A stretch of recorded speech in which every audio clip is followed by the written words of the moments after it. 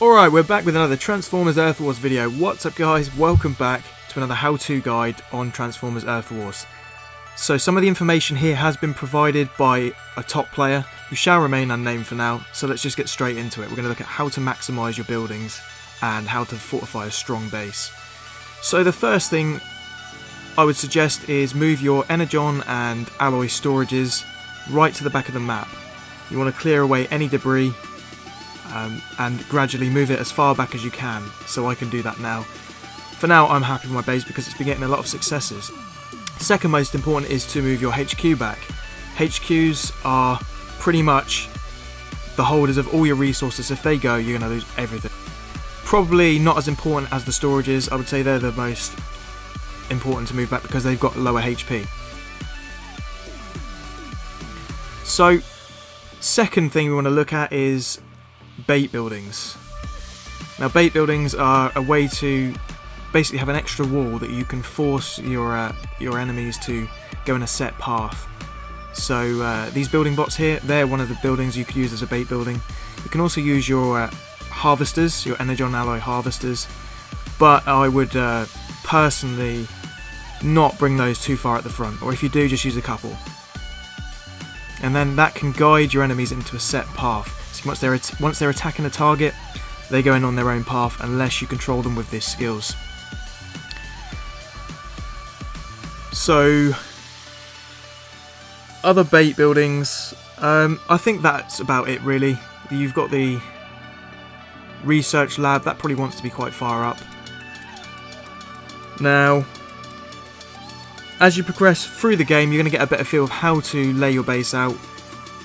One good piece of advice is just to look at your replays, and which we'll do at the end of this video, just to see where your enemies are attacking from and see if you notice a common pattern. Then you can make the changes relative to that. So another thing is your walls. Now they're really important. Even early game they're going to be important right up, but late game is where they really shine. You're going to need these for holding back your enemies and keeping them there while you rain hell upon them. So early game walls don't have enough hit points to do that, so you can make use of them to, again, guide your enemies in a certain path, blocking them from vital areas. As you can see, I've got a couple of reinforced areas right where I have my stasis mines, and we'll talk about that in a second.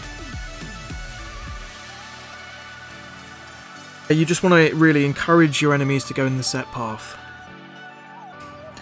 Outposts are a must to level up in this. Eventually they're going to take over your weapon buildings and they're going to become your main source of defense, especially as they get up in the higher levels. One other thing to note here is when in war, even if you're upgrading your buildings, your weapons, they're all going to be active. This is something I didn't know. This was pointed out to me by this player that I was talking about earlier, and that's a very useful tip, especially for me in wars. So another thing as well is your base design. Now, I play Clash of Clans and I'm all about symmetry. I just like it. It sort of plays on my OCD a little bit, but a lot of the top players don't follow that pattern. And one good piece of advice is if you're following an asymmetrical pattern, you need to make sure you've placed your stasis mines in an area where they're not conspicuous. So you need to really surprise your enemy, shock them, and then allow your weapons to rain down on them.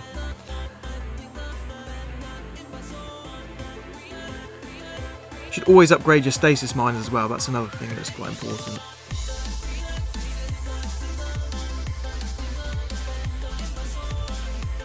So we're going to take a look at one of my replays in a minute. As you can see here, I've got quite a lot of defense successfuls on this base, so there's no need for me to change it just yet.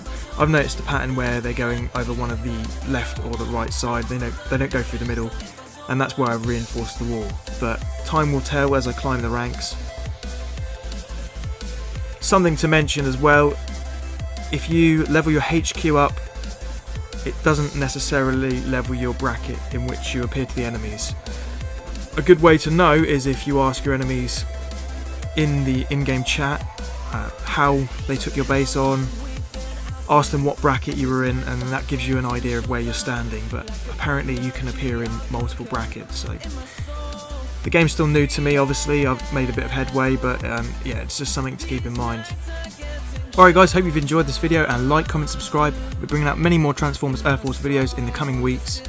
I'll see you in the next video, guys.